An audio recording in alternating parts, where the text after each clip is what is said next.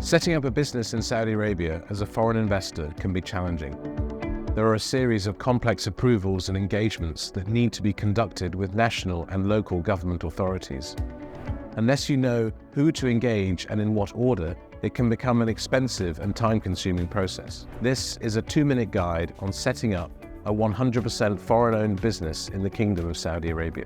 Foreign investors need to take advice on what license is required to operate and what commercial activities will be conducted. The range of licenses include, but are not limited to, service, professional, or industrial. There are currently over 7,000 commercial activities recognized by the Saudi authorities. The correct license and activities are important because they determine whether a Saudi partner is required, what secondary licensing is compulsory, what capital deposit and investment conditions apply, and, crucially, what is the level of Saudization for the business. A document pack is needed to start the process and includes a board resolution, articles of association, powers of attorney, and the parent entity's previous year's accounts. The applications begin with the Ministry of Investment, or MISA. The MISA process applies to a foreign entity seeking to register any kind of entity in the kingdom, including wholly owned branches, limited liability companies, as well as joint ventures.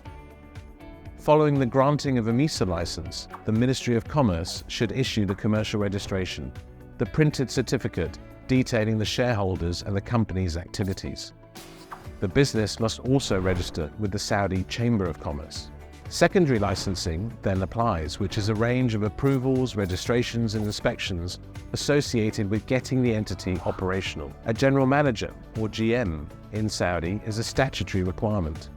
An expat or local Saudi national as general manager must register the business with the relevant government stakeholders, creating an account on their respective portals. The GM should also open the corporate bank account and obtain a corporate medical insurance policy.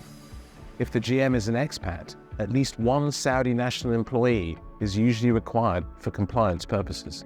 The new entity is operational and fully compliant once it commences VAT returns with Zakka, the tax authority, and begins the monthly activities related to payroll, such as filing with the wage protection system, making national insurance payments via GOSI, and NITICAT compliance for Saudization.